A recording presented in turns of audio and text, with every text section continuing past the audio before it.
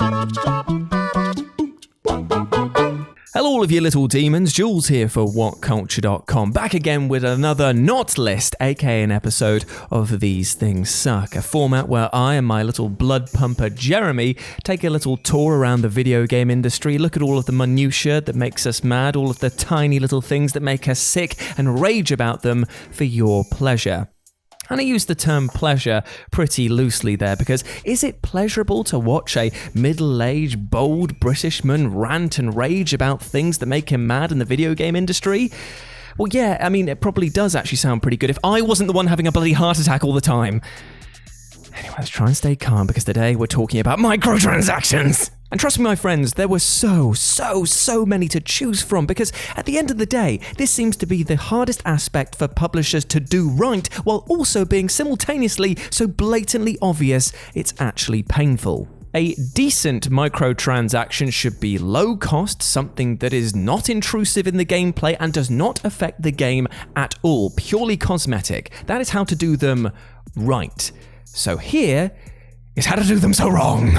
Because I'm Jules, this is WhatCulture.com, and these microtransactions absolutely suck. No, you cannot be here. It's coming purr for me, cat. So I'm going to be joined today by my co-host, my cat, the beaver. Say hello, Beav. Say hello. Good girl. You're a good girl. Daddy like you. You can behave. You can stay in here. It ruins the kind of the atmosphere of me being angry when I've got a lovable cat on here. But I do need to close the door though, don't I? Because if you can stay, you just gotta behave yourself. Oh wait, straight up on my lap, is it? Don't just headbutt the bloody... You've just made me skip my script. Asshole.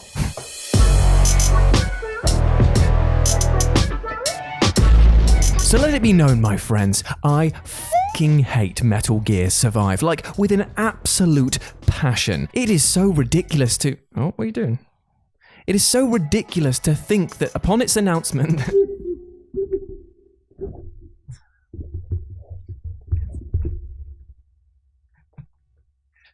I mean... I kind of need to speak into it, Beef. I'm gonna have to put you out. Sorry, Rich. I'll be back in a sec. So let it be known, my friends, I fucking hate Metal Gear Survive, like with an absolute passion, with every ounce of my fibre, because it is one of the most spiteful games ever to come out. And I use the word spiteful because it's basically has been made by Konami to just be like, Hideo Kojima didn't exist. This is the future of the IP of Metal Gear. Never ever did this man do anything with the franchise. Zombies and action focus, that's where it is. It's absolute horseshit. In fact, if it was a skit, it would go something like this. Don't do the dream thing again, Rich. There's no dream. We're still in the same room. What are you doing, idiot?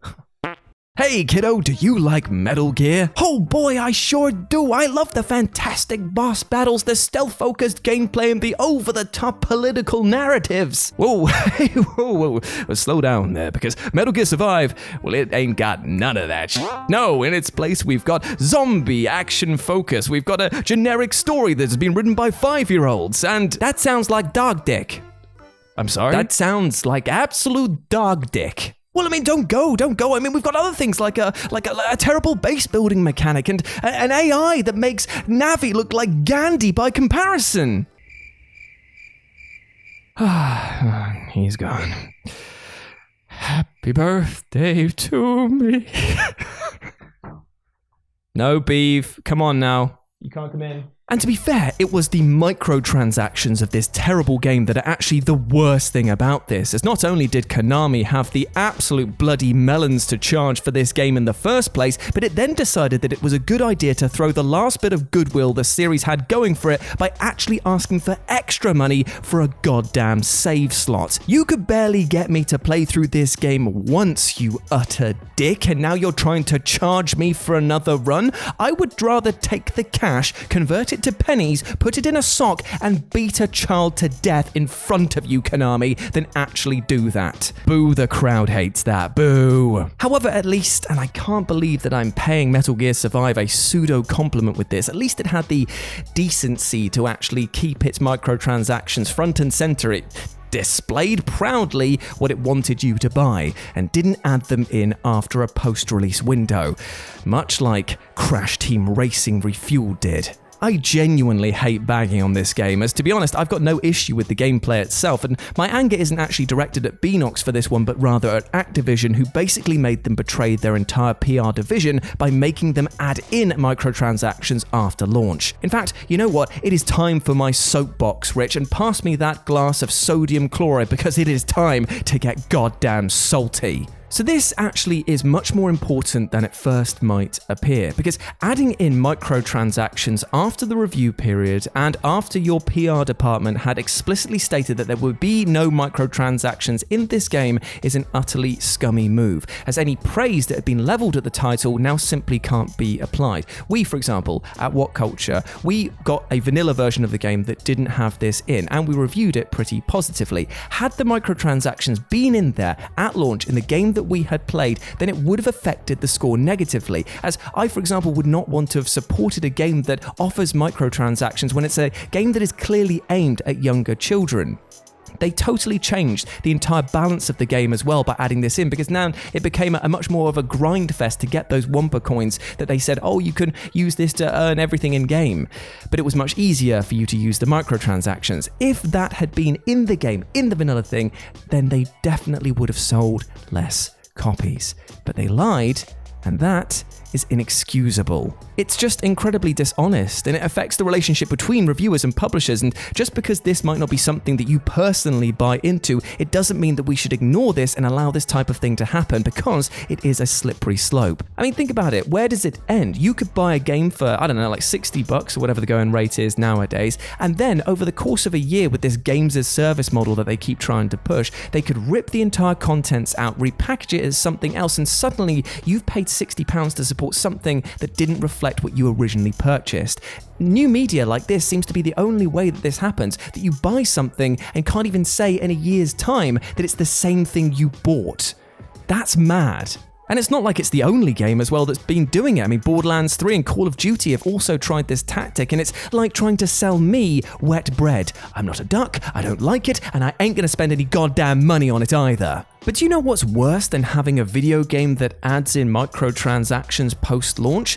Well, it's a franchise that is utterly built upon them and uses them in predatory fashion. Say hello to FIFA's Ultimate Team. Now, I know that there will be some of you out there that will leap to the defense of this title, but just hold fire for a second, because I actually do have to applaud EA for this one, as they have got their fan base by the balls and will squeeze them for all the pennies that they are worth, and somehow the community thanks them for it, throwing more money into this than probably any other microtransaction marketplace. And then, once EA is done tugging on the sack for a few months, it slaps them as hard as they can right in the danglies and says, same time again next year, yeah? As it hits the reset button on all of your FIFA progress. And somehow EA and 2K have managed to create this amazing and beautifully horrific monster that allows them to sell the same game with tiny improvements each and every year, scour and gouge all the money that they can out of their player base with these microtransactions, and then hit the reset button,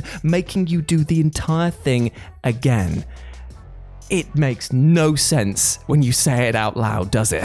For years they have had this going, and it's only getting more and more predatory as their licensing fees are increasing. It's almost like you're buying the marketplace with a game attached to it rather than the other way around. And you know what? It gets even worse when you start looking at the publishers themselves. I mean, take EA, for example. Take a look at all of their recent games they put out. Each one of them has got some seedy microtransactions or marketplace in, and that is to say nothing of their mobile games. These guys, they will take as much money as they can, and they do not care a single piss about anything that we have to say about them. Long story short, it is time to talk about Dungeon Keeper, an experience in which I would rather eat live bees than play through again. Oh, excuse me. Hello, Dialer Dickhead, Jules speaking. Yes, live bees. In my mouth. Yep. Oh, in fact, I would actually go one step further than that, and I would squat over the beehive itself and let them turn my ring piece into a pufferfish. Yes, it does sound a bit over the top, doesn't it? But here we are. Anyway, I'll speak to you soon, Gran. This game was abysmal, and it shoved paywalls, microtransactions, and arduous building times and cooldowns into a franchise that was once a brilliant take on the genre. There were no gimmicks, no dressing up, the sheer greed on display here, and EA just didn't care, because they were trading on two things, nostalgia and the gullible, hoovering up whatever coin they could before dropping all support and moving on. And companies like this, they seem to operate on the mentality of just making as much money as they can and then running as soon as the backlash hits. It is like trying to deal with a Del Boy trader where you buy a piece of tat off them, then go back down to the marketplace to get a refund once it breaks and finds that he's nowhere to be seen.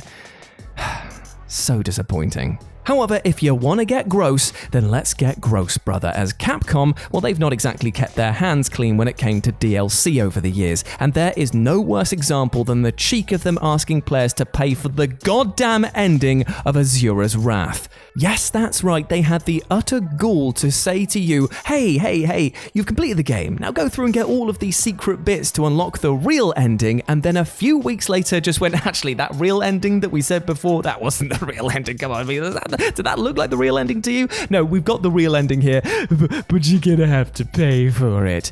Pieces of shit. Imagine that, spending hours upon hours of grinding to meet the requirements for the hidden ending, only to be told that the only way that you'd see the canon ending was through opening your wallet. It teaches you that hard work, in fact, does not pay off, kids, that only cash matters. The concept of charging people for the endings to their games was a joke that was thrown around when DLC began to emerge as the new face of gaming. A joke, Capcom. But no, they took the idea seriously and clearly bloody ran with it. Capcom, you seedy little buggers. And there we go, my friends. That was another episode of These Things Suck. I hope that you enjoyed that, and please let me know what you thought about it down in the comments section below. If you want to chat to me further, you can do so over on Twitter at RetroJ0, or you can swing by Live and Let's Dice. It's my personal gaming channel where I stream every single Wednesday and Sunday. But before I go, my friends, I know that I've appeared very angry through all of this, and I know that microtransactions, they are pretty goddamn horrible and can make the world of gaming seem like a bad place, but please try and go out with a bit of hope, happiness, and love in your hearts, because you deserve